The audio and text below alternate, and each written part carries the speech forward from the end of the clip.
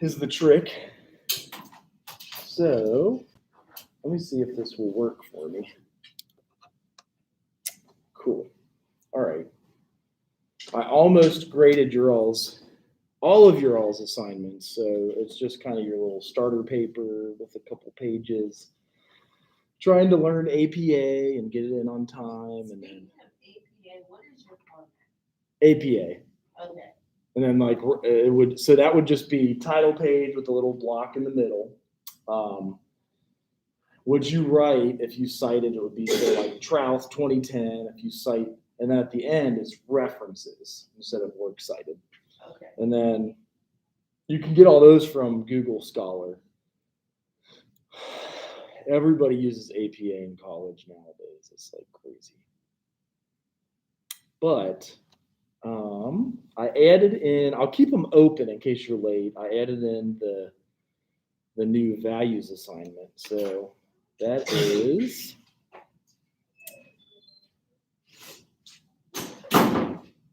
now I guess I have to press edit on it. But basically we're going to the NASW Code of Ethics. So like looking up what our ethics are, and there's a good video on that one too. Let me see if I can, not that. These are all from my old class. Okay, so, and you'll always get an ethical dilemma people will put up in there. So I like the way she describes the NASW Code of Ethics. But let's kind of start out with like some of our PowerPoint we left off on first. Let's see here. Okay, yes, we left on like social functioning. So we're looking at what they call is the ecological perspective, which means you're going to look at like the full spectrum of somebody. So somebody comes to you, you're their social worker, and when you do an assessment, you'll probably have all of these questions on there. But these are like stressors, and this, like the environment that you grow up in. So think about the neighborhood you grew up in or the school that you went to and things like that. And almost all of us nowadays have some of these in our neighborhood, no matter what. Even if you're in the nicest neighborhood around, you could have poverty, poor health. That's nowadays coronavirus is everywhere. Inadequate education. And that's even if you just have a lot of dropouts. And then even architectural barriers. So it could be a food desert, which I know we've talked about before, but like architecturally, in Cincinnati, I lived in a food desert, so I had to go over 1.5 miles to a grocery store. Any of you guys had grocery stores close by to your house, or were most of you, were they far, far away? Mine was like 5 minutes away. Okay, that's good. So they're trying to get rid of food deserts, but they're still everywhere. Like ours was, I'm trying to think, probably the closest. Even now I have to go 1.5 miles, and I run by, and it's just a UDF. Have you guys ever heard of UDFs? They're like, they have a gas station, they got food inside, but they don't have much. They just got like cheese and meat and maybe some vegetables, and that's it. It seems like a truck stop, really. They try to make it a dairy farmer, so they have milk and ice cream and eggs, but it's not like a Kroger's where they have everything. It's what. How do they get that? So those are things that can make it a lot harder for people. I know you can order food now. Any of you guys ever order off of Amazon? I keep on asking about that. So like the food in your neighborhood, I know they only deliver to some neighborhoods. So that's something when you're doing the assessment, you'll look for. Some other ones are, and this is a big one, like adequate housing, job opportunities, and then access to healthcare. So we've gotten better about healthcare, but I think you're still able to like not have health care, so to speak. You know, they were trying to change it where like you had to pay for it even if you never used it. It was part of your taxes. Some people hated that. Other people loved it. Some people said the health care they gave you was crappy. So, whew, our two babies woke us up like 4 times last night. Like, I'm hungry. We had to take them on a car ride. That gets me to sleep sometimes. Micro level social work intervention. So you guys will work with individuals or just like families or small groups. So it could be an addiction recovery. You're working with the individual and the family. You could have a small group. Kids that are at risk for dropping out, you know, like you see a lot of examples of those when we ask about social workers. So the issues here are like personal adjustment. Maybe it's you guys starting college now. They could call that. You could probably all be diagnosed with what's called adjustment disorder because you're adjusting to a new environment. You're adjusting to showing up to class and making it out, finishing your homework, finding where the food. Where is the food around here? Is there still just one place to get food? Is that it? Yes, just one. Really? Do they have any vegetables? Yeah. They try. They don't taste good. Yeah.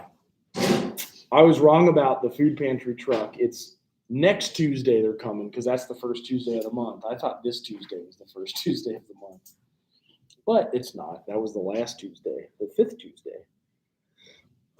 So you guys also could have this. So interpersonal relationships, be it a roommate, it could even be like dealing with family from afar. You could have family you want to go see because they got a lockdown or coronavirus everywhere and it's stressing you out. It's hard to get your homework done, things of that nature. Again, we have counseling across the street. I don't know how overloaded they are, overwhelmed. But if that does come up for you, definitely use your resources. And then environmental stresses. So the first thing that comes to mind is the water in Michigan, but there's other stuff like that. The hurricane, did anybody see anything on the news that we just had another big hurricane? And did it flood or okay. And that's an environmental stressor. It could shut down the refineries, which is so all of our oil goes to Texas and Louisiana. They refine it into gas for your car. You ever seen gas prices go way up? You're like, what the heck just happened? I hate that. That's why I bought an electric car. And it's not tons better. You still got to pay an electric bill, but I put solar panels on my roof and it gets free electric too. We'll see how that works. So yes, your intervention is cutting through all of this stuff. So like person and their family, maybe groups are in like school or sports, even organizations and communities and society. So you're hoping to like intervene at all these levels. And sometimes there's an intervention that will go through all these levels. If they're homeless and you help find them housing, you're helping almost all of them. The individual, maybe the family members they're working with, the school and organizations because they're not getting as many handouts. If you help them get a job, that's another thing is they could like give back. Is that cutting out again? So these are all the things that you'll look at and you'll make a genogram. If you're a social work major, it's basically like a family tree to get at your genetics, even prenatal health, developmental stuff. But these are all the things that can affect your social functioning. So like your genetics, your nutrition. If you're in a food desert, it's easier to get like chips, cookies, and what do they call that type of food? Like pre-made, ready-made food that's like preservatives, which is fine to a certain extent, but you still want to add in other nutrition factors, like the veggies and whatnot. Our health, mental health and health, two separate things. Coping capacity, income and assets. And nowadays, I'd focus more on the assets and the income. Like, do they have the good housing? Is it mostly paid off, or do you owe a bunch on your mortgage, or you lose your house?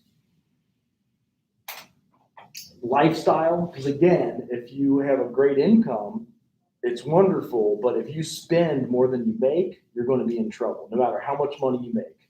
You ever seen like the sports guys that like spend enough that they got to file bankruptcy, but they lived off millions, and then it happens all the time.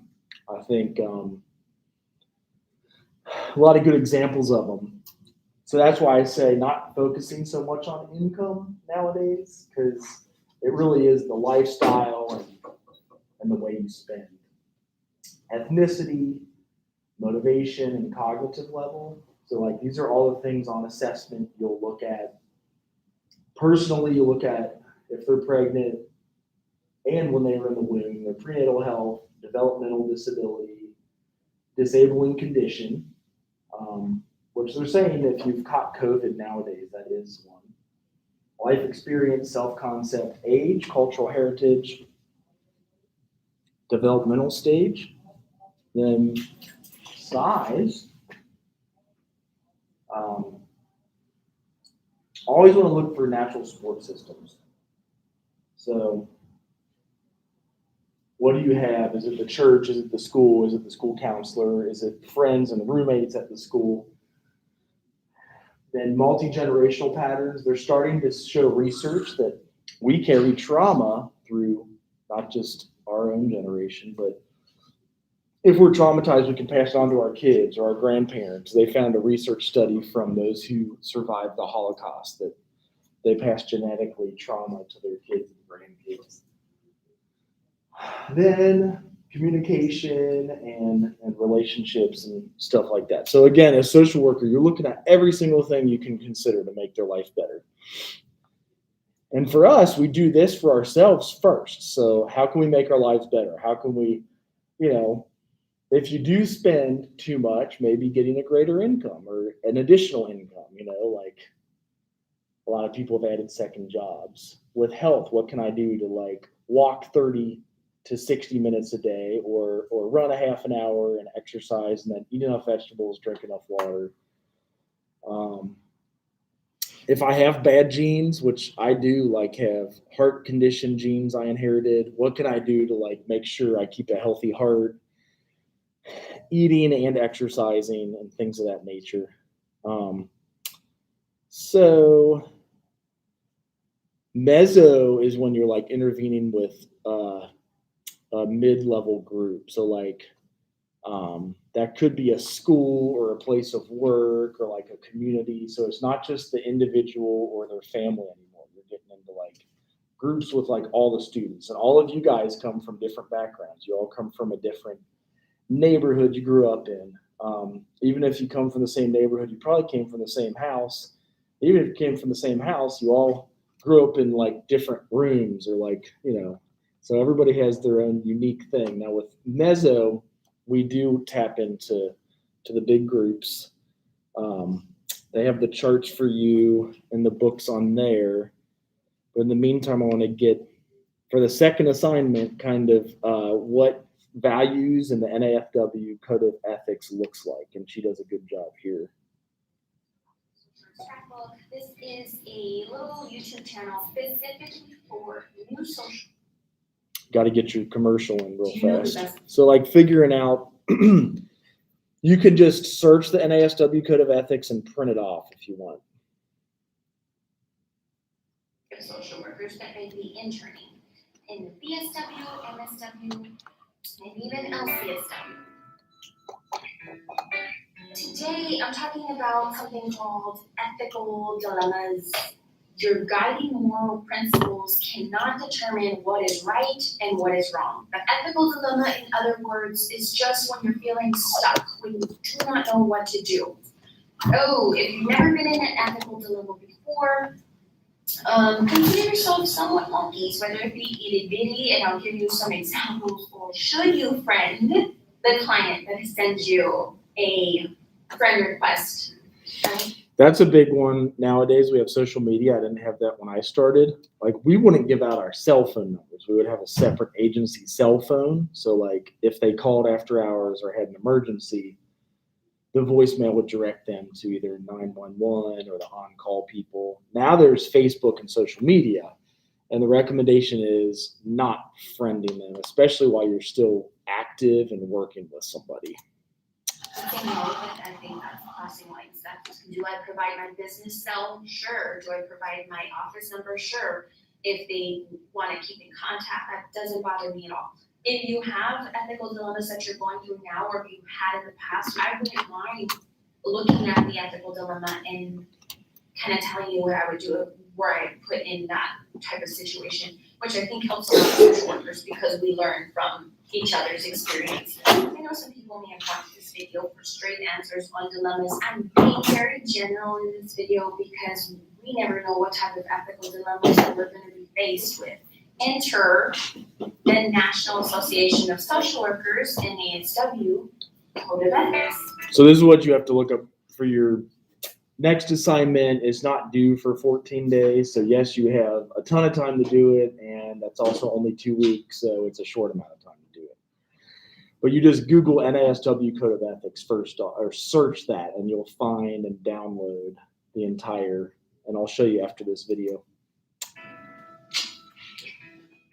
So the Code of Ethics isn't somewhere that you go to that's going to give you the right and correct answer. It is simply a guide, and that's pretty much it. The social work mission is very nicely laid out in the Social Work Code of Ethics. So are the core values of the social work profession, which are listed. And if you have time, I do recommend that you go through and read these. You're not feeling so stuck when ethical dilemmas do pop up. They don't pop up daily, but when they get you, they get you.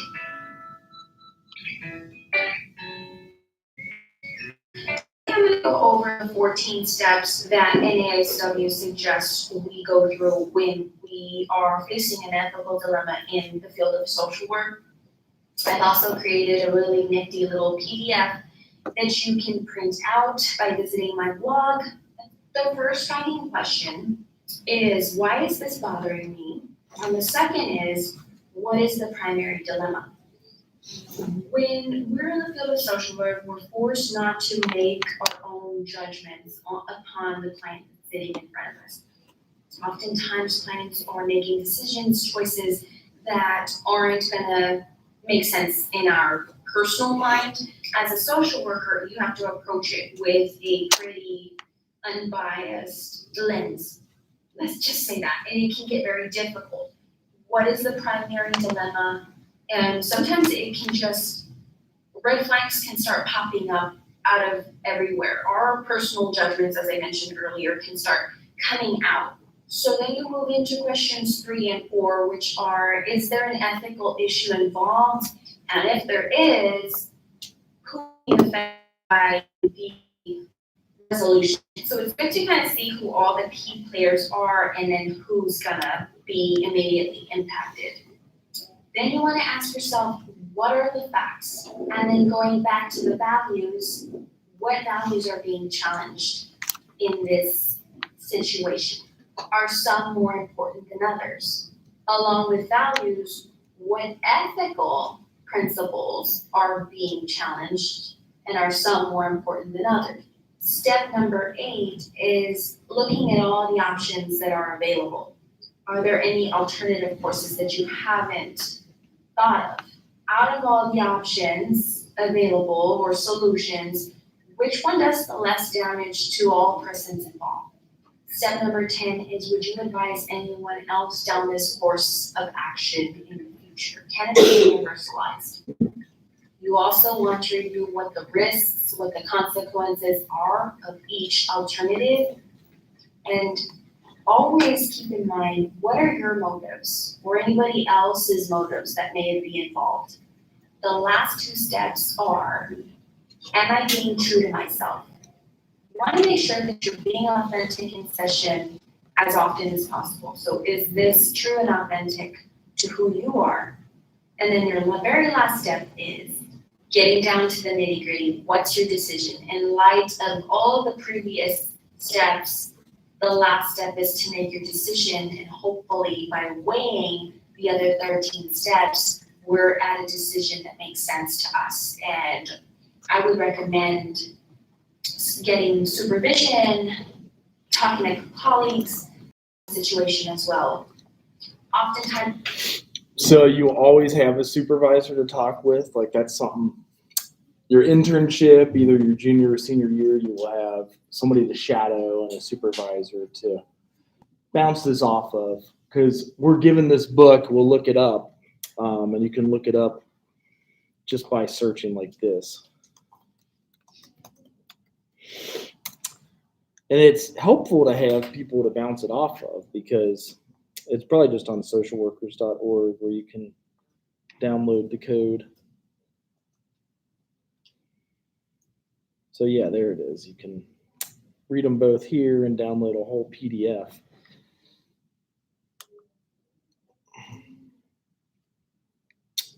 Any questions about ethics and values and all that? Because really the assignment is just asking you to dig in and figure out what your values are, what do you value, how does it line up with the code of ethics and values, and then one area where maybe you would be challenged or don't always have the easiest, for example, confidentiality. A lot of people say, I talk to a client, I'm not going to talk to anybody else about it or break their confidentiality. And other people might have a hard time with that. They'll want to talk to a friend and get their advice on it, or you should just be talking to your social work supervisor. Some people want to be able to hug a client, when they're going through a hard time. And like one of the codes recommends like no physical touch, maybe shaking hand. And then especially in COVID, it's even more strongly recommended. But as a man in social work, I always had to follow that one closely just because it was easier for me. Mostly women work in the field of social work. I was the only male in my graduating class. Only straight male, and that was just, something for my own protection. If I saw a client, you keep the door open. For women, if you didn't want to be attacked, we hear that, even with our current supervisors, to keep your own safety if you're working at a homeless shelter or choosing what you do and then communicating with folks about where you are and what you're doing. So getting towards the end of this, like community level interventions. The last one is macro. So you've got micro social work, meso, which is in the middle, like small groups, and macro is the biggest. So like communities, neighborhoods, and then society. So like government level, policy. Some of the activities are community organizing, economic development, legislative action, and policy formulation. So like different policies that you pass. Maybe it is a vaccine mandate. And then you go up against the U.S. Constitution where somebody could have a religious exemption. If you don't want to get the vaccine, you can say, I would request a religious exemption for this because I don't believe in this, that, or the other. So different policies that we would want to make to keep neighborhoods safe and healthy and well. Here's some of the things you'll run into on the community level with like macro. And we have them in Cincinnati. So housing is a big one, making sure everyone has adequate housing. Transportation, making sure there's like buses and subways and things for people to get around. Economy, availability of jobs, educational resources so that everybody can get to a school up until the age of 18, regardless of income, regardless of background. Standard of living, so like you've got a healthy, safe environment to live in. Cultural diversity, and then diversity of lifestyle. Again, environmental stressors like if there's a lot of lead in the land around where you're living. Support networks, are there enough social workers around? And then relative social class. Societally, they have like technology. So luckily when we shut down for COVID, we didn't have to stop school. Like we were able to do it over the internet. That was a big one. Because I think when I was in high school, we could not have pulled that off. I don't even think we had good video streaming back then. Like there just wasn't much on the internet. Um, institution, economic cycles, which we've talked about, how there's a recession every like 7 to 10 years where it's like good economy, good growth. And it's almost like the natural cycles of the sun. Right now is harvest season and food is bountiful and plentiful.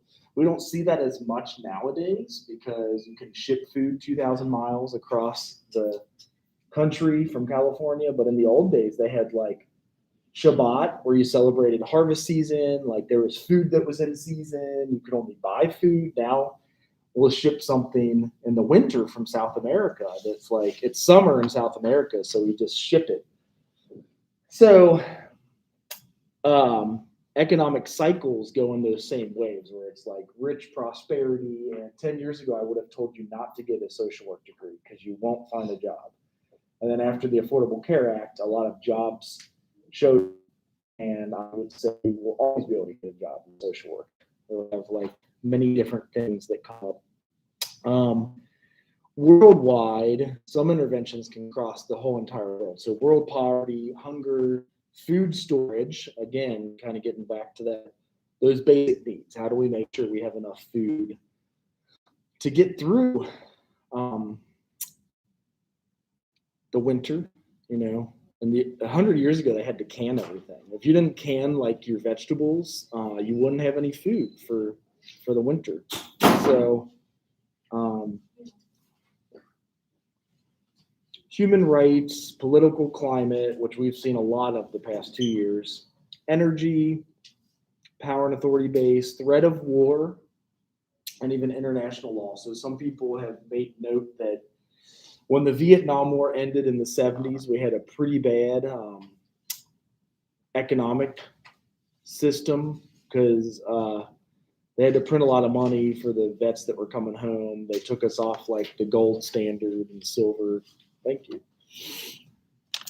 Now we just had the end of the Afghan war, so they're wondering if the same thing will happen with hyperinflation and the current state of the country.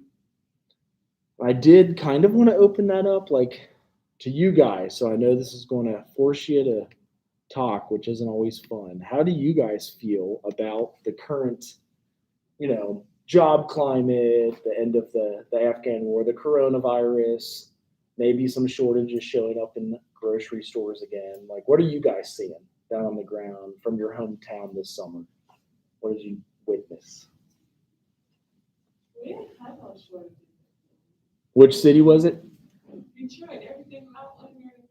It was good. Any job shortages? Like people that. Oh, yeah, job shortages. They're hiring everywhere. It's people choosing. Okay. That's how it is in Columbus. The only shortage we had was toilet paper. I know. I just ordered some toilet paper on Amazon, and you reminded me. I want to take it back. It looks like it's this big in the picture, and then I got it. It was like that. I'm like, I'm sending this crap back because you can send back anything you want on Amazon. And then how do you guys feel about getting work when you finish school and like even doing your the job that you want to do? The biggest thing to me is I just pray that once I get my degree, that social work will still be relevant. Because society changes every day. So I'm gonna be sick if I go to school and do the social work degree, and they be like, "What is a social worker?" Yeah, but you look at this, and that's a pretty broad spectrum that you can cover. Like, if it's 100 years old, and I hear what you're saying. Like you were saying, there are some job shortages. What city were you in? I live in Toledo. Okay. Yeah, so like I know it's still a big city, but it's one of the smaller cities maybe compared to Detroit or Cincinnati. So there might not be as much economic infrastructure. Like parts of Dayton don't have Amazon Prime delivering to them for like groceries, which is fine, but it is a different, I don't know. You guys have probably noticed the difference from like when you started high school and then now that you're in college. Like Does the climate seem different, or the atmosphere? Where you is it better or is it worse? Anybody?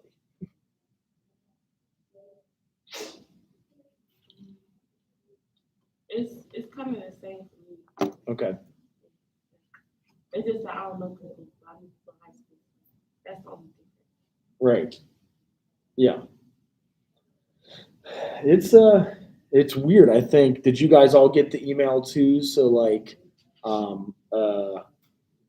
and I always tell you I stay neutral on this, but I'm pretty sure that they are putting in like a date when they want you to get the vaccination by this month, the first one, and then next month the second round. But they also sent out a religious exemption form to everybody. So like, there still is a choice in the matter, but they want you to be thoughtful about it and kind of, if you do have bad allergies and things like that. And like I said, I stay neutral. I want to honor where everybody's coming from. We all have different backgrounds, health, genetics, and experiences with those things. But it's something that's come out that's new since like the 70s. They had measles, mumps, and rubella. We had to get all those vaccines. It's called MMR. And that came out in like the 70s. So that's kind of the new thing. And, there's definitely some fear on both sides. Like, if you don't get it, you're going to die. If you do get it, you're going to die. I don't think if you don't get it, if you don't get it, you're going to die. Because my brother that's in the Army, they made them get it. Right. And so my brother, he does weightlifting. Uh-huh. And so when we went to Florida for his competition, like, he did that. Really? Because he said him getting the vaccine, it made his body weak. Oh. He do not feel the same at Right. all. He said, do not get the vaccine. And then like I was going over on the internet, like, if you put a magnet to your arm, wherever you got that, he really did that, and it really stuck to his arm. That's messed up. So I'm glad they give the religious exemption, as you fill that out and have your pastor sign it. And that's usually based off your own conscience. If your conscience is telling you not to get it, you're allowed to not to get it. I know that there's it's weird how what you watch on the news nowadays, it seems edited and you can only see certain things. So it's like, you want to try to get the full story. And again, this code of ethics assignment is similar to going back to your own conscience. What is your conscience telling you? Do you feel okay with it? Do you, if you don't, do you know how to do that?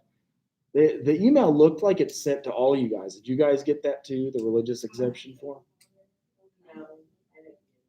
But it is in the thing that you fill out on,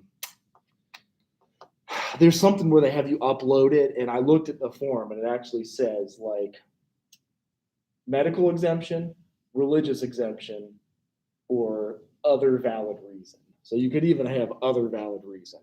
And just making sure to read all the information. This is the same when you get a job, to read all your contract, read everything in front of you so you can move forward. Did I skip this one? I think If you live in a qualified zip code, you may be eligible. That is crazy that they're trying to make that. Right, yes. So I'm glad they sent that religious exemption. It was Thursday they sent us. I remember sitting in, seeing it. And I'm like, I wonder why they're sending this. And now I see why.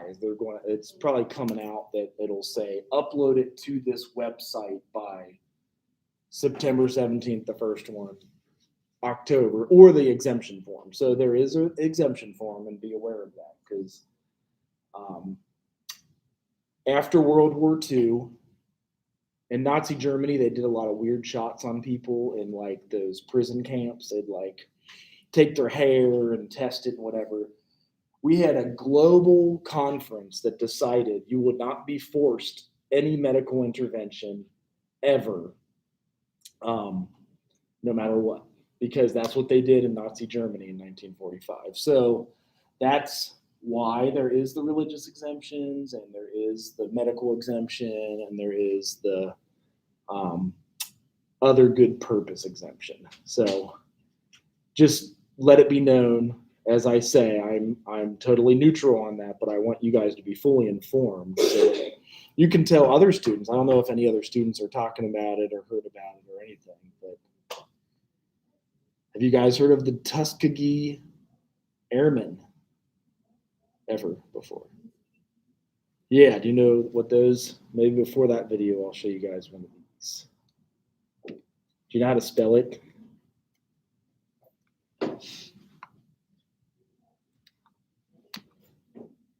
This is a big one. As a society, we should not forget about this. This is mostly why they say a lot of folks are very cautious about things that they put into our arms.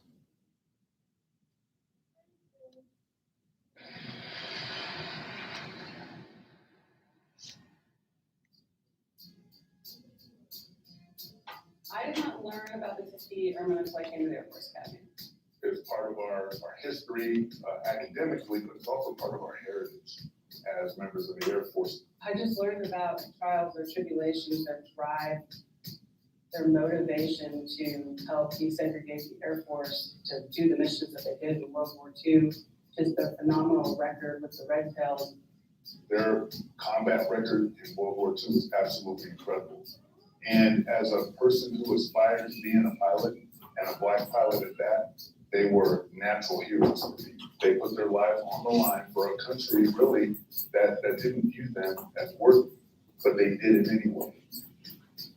To be able to go through that and come out on the winning side and really set that trail for us to follow. Like, if they hadn't have done that, there would have been no path for me to follow. Our armed forces were desegregated largely as a result of what they did in combat in World War II, proving that Black people could serve just as bravely and gallantly and incredibly as anybody else. I think it's taken so long, almost 60 years, for me to become the first Black female fighter pilot for multiple reasons.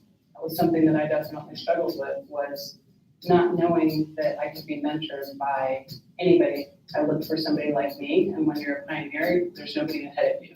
There's a barrier in just knowledge of things that we can go out and do. I think sometimes the people don't know that they're capable of greatness. I'm sitting here right now largely because of what they did.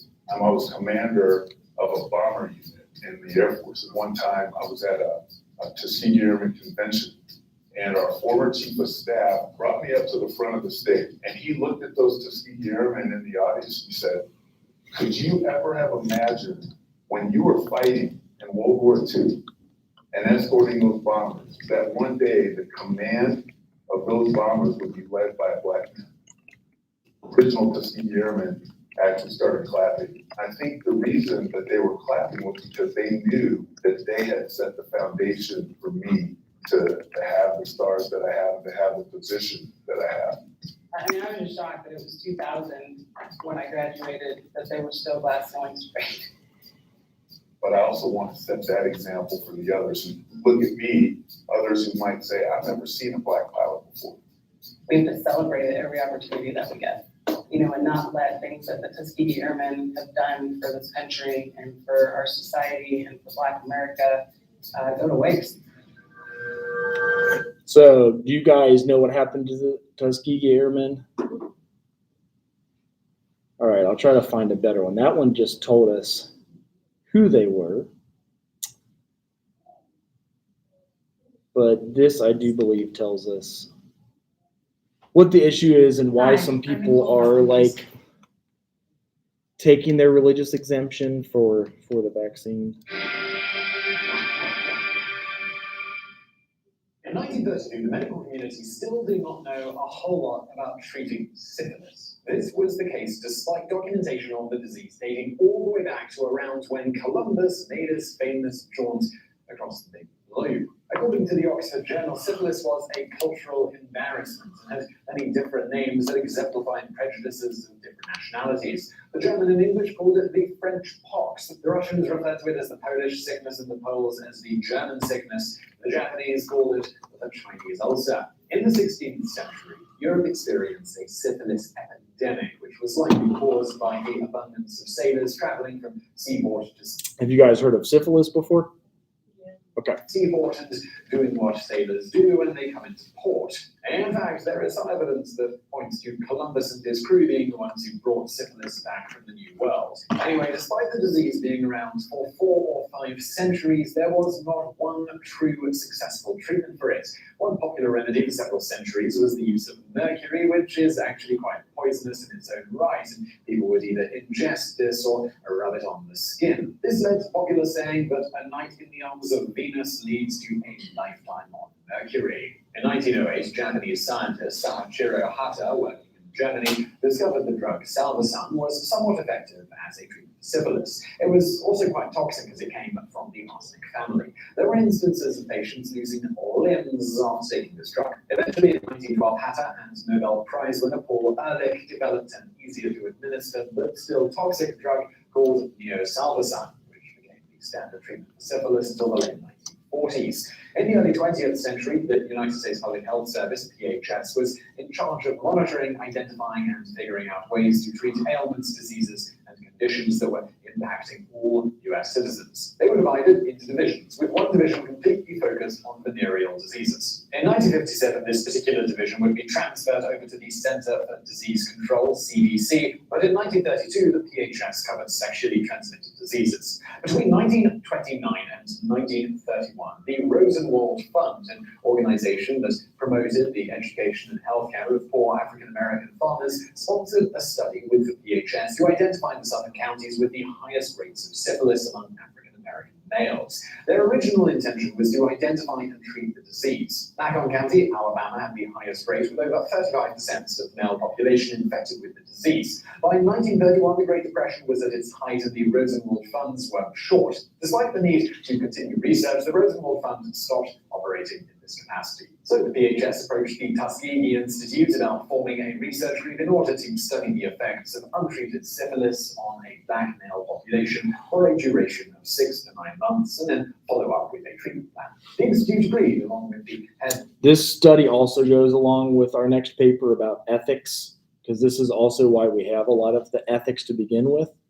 We didn't have this ethics and institutional review board for ethics until after this study, and it was World War II, and they only did it on black men in the military.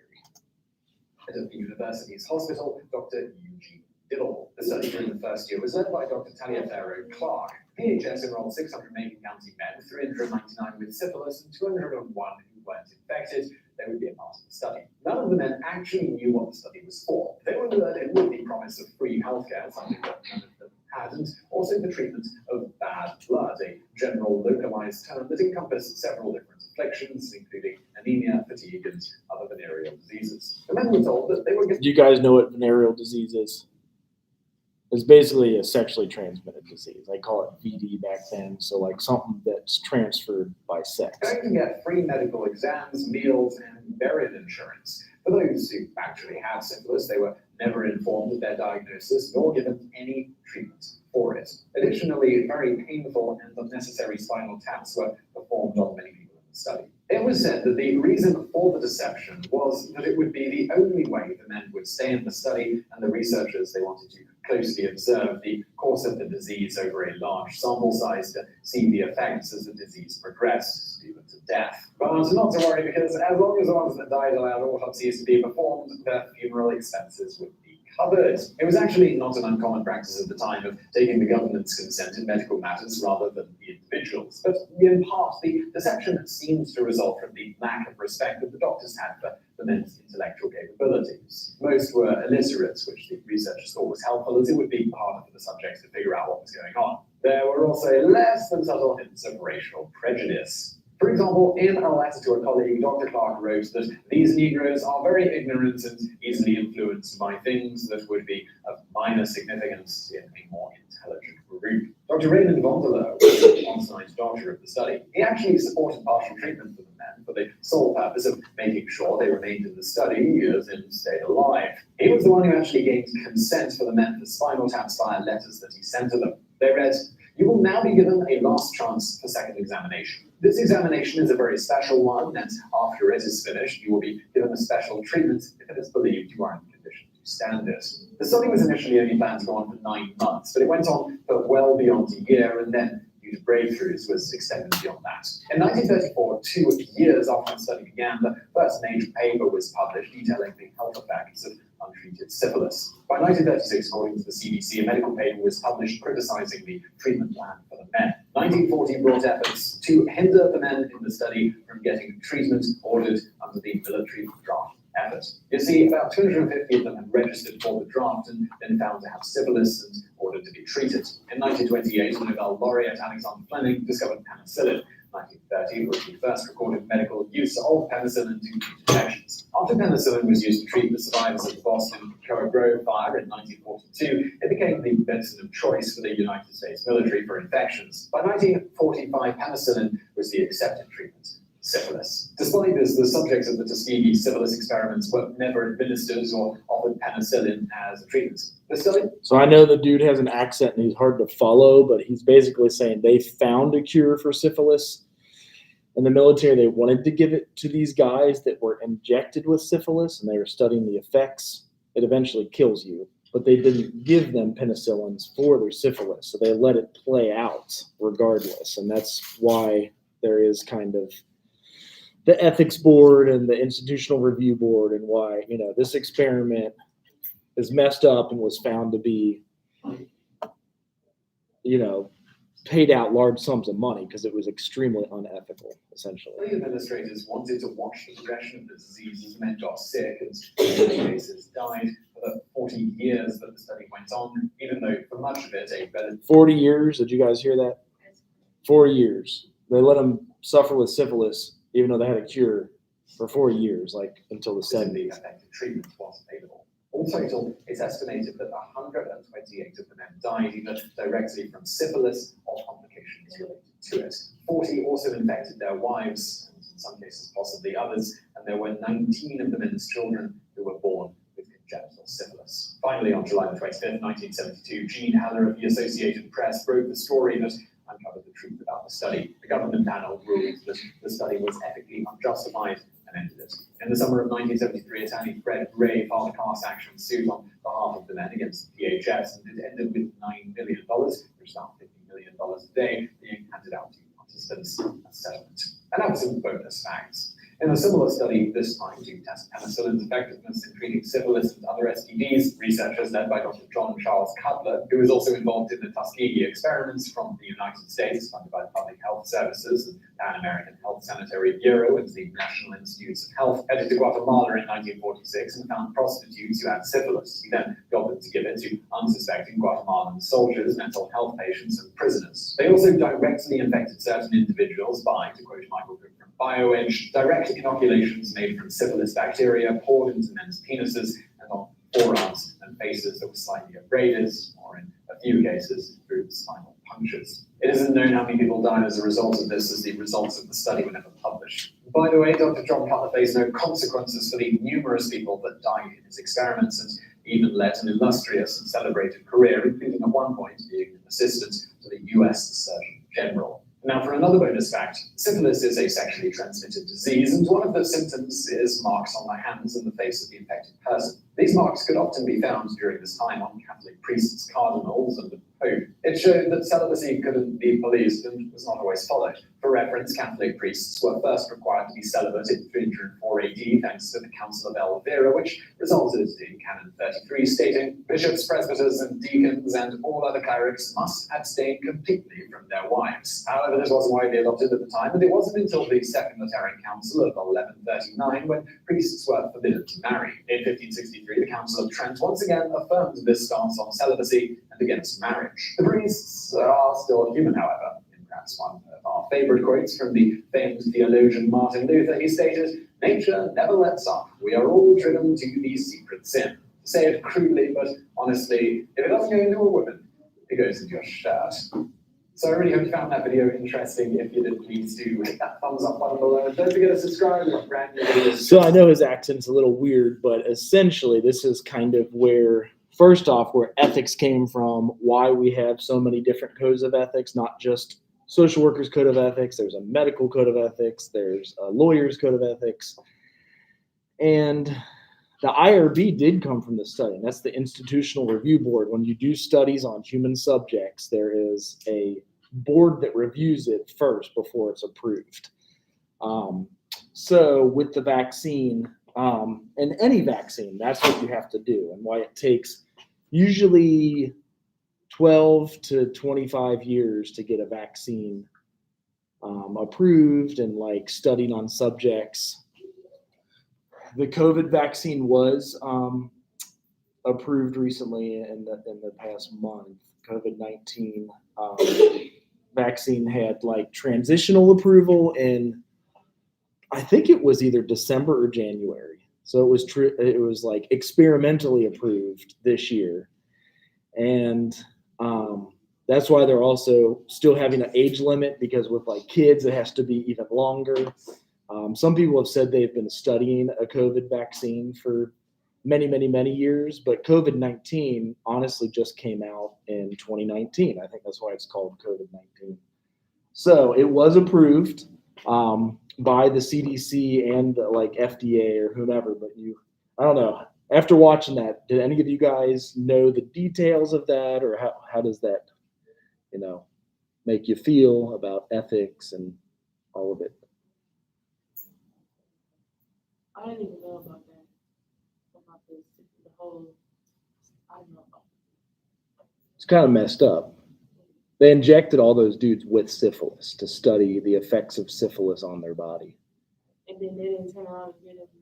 They didn't give them a cure, even though in 1945 they found out that penicillin gets rid of syphilis. And they were in the military, where you have to get all the injections and cures because you're in the military. But they went ahead and said, you know what, we want to keep studying what this does. Well, it kills you. Eventually you go blind, you lose hands. Yes. So they didn't tell them that they had syphilis. Correct. And they, didn't read the entire contract, and some of them weren't trained to read, so they couldn't read to see that they're being injected with it and whatnot. So for me, it tells me I need to read every damn thing, like every single contract, everything that I sign up for, even everything that I'm eating. You know what I mean? Like what's in the food that I'm eating. So it may sound a little overly, she wants your attention, I think, or she's stretching. How do you guys feel about it? In the back. Have you heard of it before? You have? This is like, in one of my psychology classes, talking about this, and then there was something that I can't think of, it was an experiment, like, with like poor people or low income people, they were going in, like, it was a case where this woman, she had got raped and got pregnant. So her grandmother raised her, and they were telling her, like, well, we're gonna do this procedure on her, so it'll be good for her mind or something. Like, basically, they were lying to people, thinking that'll eliminate them from, I guess, being poor. It was just real stupid. Oh, they made them sterilized. Yeah, Right. That's what Yep. they did, and it's Yep. still to this day, is people fighting, For the money to. Yeah, for the money. I was like, oh my God, I can't believe they're really doing that to people. Right. It was that was in like North Carolina. Yep. So people that had an IQ below 70, and they were trying to sterilize them because they were like, if stupid people breed more stupid people, then all we have is stupid. Yeah, And, so they was trying to like get rid of. I was like, right. And so. I'm like, this country is crazy. Right, and that's so why we do go back to, I used to really not pay attention to it, but like why we have a constitution that said we're all endowed with unalienable rights of life and liberty and the pursuit of happiness. That's all of us. That's everybody. You know what I mean? It doesn't matter based off our religion, our race, our upbringing, our gender, whatever it is. Like we're all endowed with those freedoms to make choices, and it's but you're right, that's another one that we could get into, but they found it unethical. Like, I was just like, wow. Let's say it might just be retarded, RETARDED, sterilization in North Carolina. So they thought that was another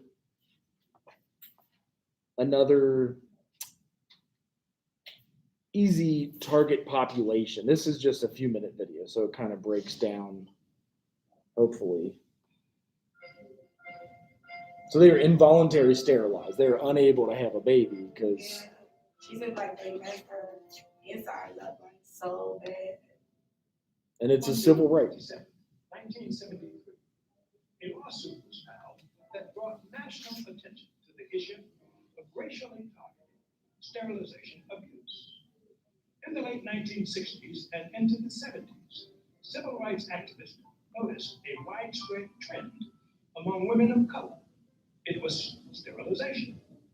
In June of '73, the Ralph sisters, 14-year-old Minnie Lee and 12-year-old Mary Alice, who was mentally disabled, were sterilized without their knowledge or consent.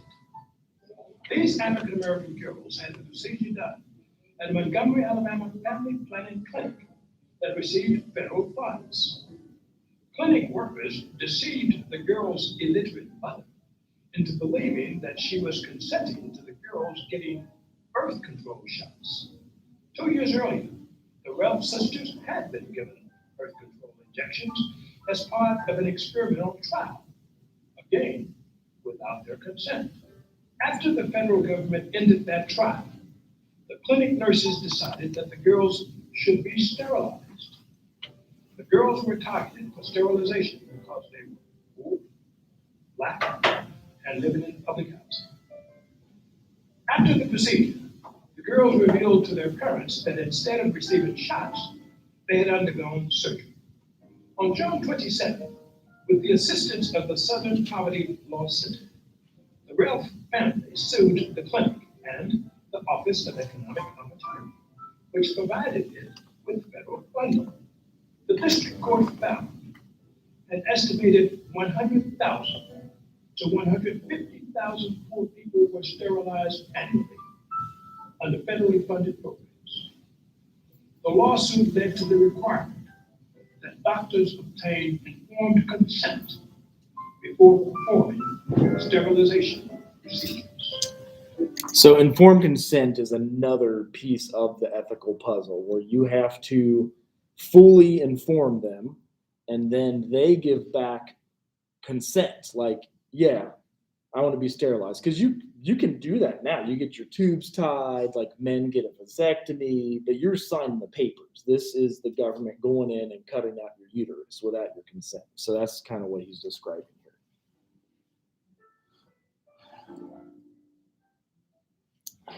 So, and you saw the paper. How many people did they say had been sterilized without consent?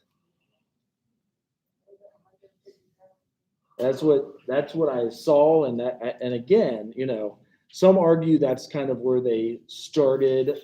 The woman who founded Planned Parenthood, Margaret Sanger, if you do a history of her history, she kind of grew up extremely racist, so like starting abortions and things to like kind of terminate pregnancies everywhere. So it was similar to Nazi Germany, where they're like, you know what, we only want people that have blue eyes and blonde hair alive. Similar stuff came over here, and that's kind of where, you know, I think there's another movement, it might be called like MAFA 23, that describes the, if there's still a group, I forget, about abortion. So essentially, it's, you know, connecting abortions to something similar. So just a way to kind of end, you know, again, if you consent to this, like if I agreed to get it's not tubes tied for men, it's you get a vasectomy. Sometimes a vasectomy doesn't even work, but they basically cut your vas deferens, which are like, you know, the pieces that connect where you can have a baby. So consent is very important in ethics, you know, confidentiality, things of that nature. And that's what your next paper will be on. But I wanted you guys to get some of those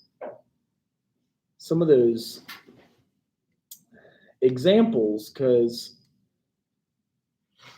it looks like here North Carolina did compensate. Question? Okay, so so why did they like sterilize them? Like, why didn't they want them to have babies? because they were poor, so they felt like with them being poor, they was gonna have children, they were poor. So that's why they tried to sterilize them. They felt like getting all the bad seeds out, basically. Whereas the opposite in social work, we would try to empower them and get them education and get them a job. And this is any poor person, but this is 1970s, so. Yeah, because I was like, that's crazy, because my mom was born in 1966. I'm like, no. Right, yeah. So she could have been one of them if in North Carolina, yeah. Okay, and back towards the syphilis thing. So, how, you said they injected them with syphilis? Okay, so how did they get the syphilis that injected to the other people? It's probably not that hard, as I think it's either a virus or a bacteria. I think syphilis is a bacteria that it's around still today. So if you have sex and somebody has syphilis, you're going to get it. You know what I mean? And it's very easily treatable with penicillin, which is an antibiotic. So if you get syphilis, you get an antibiotic, you're fine. That's fine. There's a video if you need to catch up, and we're done in 5 minutes. But like, it's just a bacteria. You probably just put it into a vial and shoot it into you. It's like kind of frightening, but they wanted to study the effects, like what does it do long term? And I mean, I could pull up dozens more studies. These were the most famous, obviously, because they were found to be unethical. They were found, it was around like virus or bacteria that cause issues. And like the gangster in 1945 died of syphilis. You ever heard of that dude? Let me remember his name. Gangster with syphilis. I can't even spell it. Here you go. Al Capone. Really? That's how he died? That's how he died. I don't know what year he died in. But it eventually makes you go blind, you go crazy. And what year was he around? I guess 1939.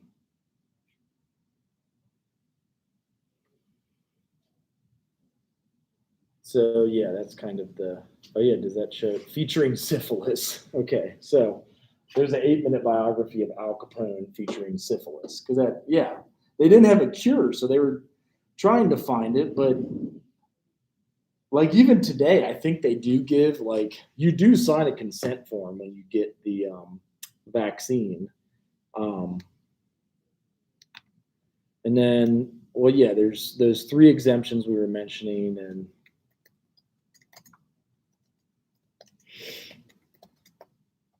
there's a few things that some people are like, well, do you know what's in it?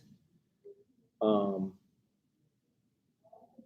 I forgot. Google is going to kind of edit out the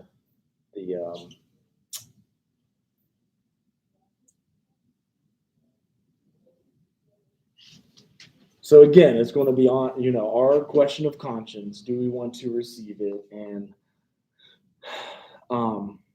it is our next paper about NASW Code of Ethics and like what we're writing about it. And this is kind of a macro level practice because this is nationally, like we're doing this everywhere. I think everybody in the military had to get it, unless if you got religious exemption, but maybe the military would They just. didn't. My brother said they didn't. They kept telling him in order for him to go on leave that he had to get it. Wow. With the vaccine. Mm-hmm. And he's telling everybody in our family, do not get it. He like, I don't feel the same. Body doesn't feel, and it's crazy because my little brother said before he had gotten the vaccine, he had caught COVID, but he takes so good care of himself. Mm. He didn't even know he had it. Mm-hmm. Like he wasn't sick at all. Right. Yeah. Only like 0.03% are dying from it or getting the ill effects. So again, I stay neutral, but I want to enhance dialogue. I'm not going to tell any of you guys what to do, but that's like the point of ethics is you come to your own decision, like have your own informed consent and know what we're talking about. In your next paper due in 2 weeks, that's where you'll dig into our code of ethics, see which ones you kind of vibe with, and then other ones you think you might have a hard time with, and you write about it. It's a little longer, like 3 to 4 pages, and then give some examples. But this is the ethical dilemmas you'll always face in social work. We'll always have these, and we can do the video of a macro intervention next month, which is the Farming in the Hood one. Let's see if it's still. Sick of red itchy mosquito bites? This genius college student just solved a $210 million. That's weird. Do you guys have mosquitoes up here? I don't even know if we have them up here. Yes. Oh my God. Everywhere because it's so wet. Regarded as one of the most famous mobsters. So you can watch that on your own time. But he died of syphilis because they didn't have a cure until 1935. 3 years ago, we asked the question, can it be done? We posted a video with no plan, no money, just a seed in our pockets and a deep, burning vision. Can a band of pioneers move into the inner city, into one of the most blighted and crime-ridden zip codes in the U.S. and build a sustainable, thriving community from the inside out? Can we grow all of our own food? Can we grow 2,000 pounds of fish in the area the size of a living room? Can we generate all of our own energy? Can we create jobs from within the community? Can we make a difference in the next generation? Can we work together to see hope emerge from the urban rubble and hopelessness? Can it be done from the inside out? Can it be done by the outcast, the drug addict?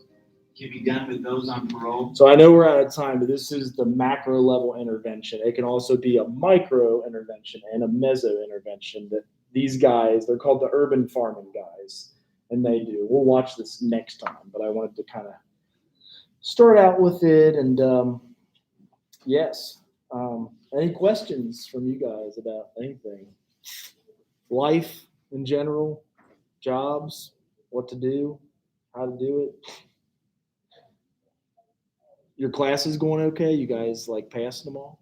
Yeah, it's a lot. It is a lot. What's that? I said besides you. What is that one? Undergrad success seminars. Is it really? So like, is that the one that's a 4 credit hour one? And they just like kind of kill you, like you got to do this and you got to do that and you got to know how to do this and you got to do this and this is due and that's turned in. And They don't even give us like the information. Yeah, they really Yeah, did. if you didn't go to Pirate Week. Really? Yeah, if you didn't go to Pirate Week, I feel bad for you because I don't know how you're gonna pass any of this. Like, are they questions about the school or how to like where to go get like? They're probably even asking about the Yeah, there's masks. And questions, there's all types of questions like, who's head of the ward, or it was, I think that was my first quiz, who's head of the ward or something like that. Where do you go for IT? It was a lot. It sounds like it. So I guess they are getting you guys ready. We are trying to raise our retention rate, which means, we want everyone to succeed, everyone to finish and do well. So ask questions when you have to. We're here to support you and get you guys through it because it is. We had a few questions on here from Adriel on the live feed. She said, isn't sterilizing people without their consent illegal? And that was about the, was that in North Carolina? I can't even remember the name of the study. So yes, it was found to be illegal. And they were awarded compensation, but again, the compensation doesn't make you like rich. Oftentimes it just pays you back for the harm done to you and your family. You can never have kids the rest of your life. You know what I mean? Like, how do you put a price on that? Like, so yeah, it's illegal. They were found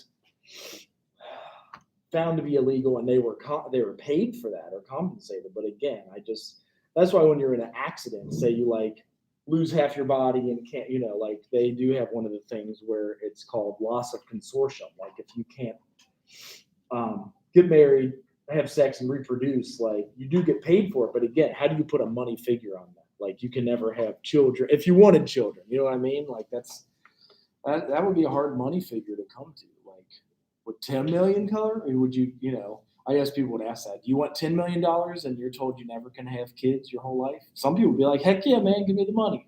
Others would be like, no, there's no way. Like that's something you can't put a money figure on. you know. And For- then they were so young, so it's like they didn't even get a chance to even not be poor anymore, because anything could have changed. Yeah. And they didn't get a chance. Right, yeah, they were just told, like, you're young and dumb and poor, and we don't want you to have more kids because then we'll have, the government will have to pay for them. Whereas in social work, we do the opposite. We want to empower you to empower yourself to move on up, and we have freedoms, at least in this country, to be able to, like, work hard and make some money. So hopefully it stays that way and all that. But that's all I have. I know we're 5 minutes early, but I got to let you guys go. 5 minutes early, and the computer screen shut off. So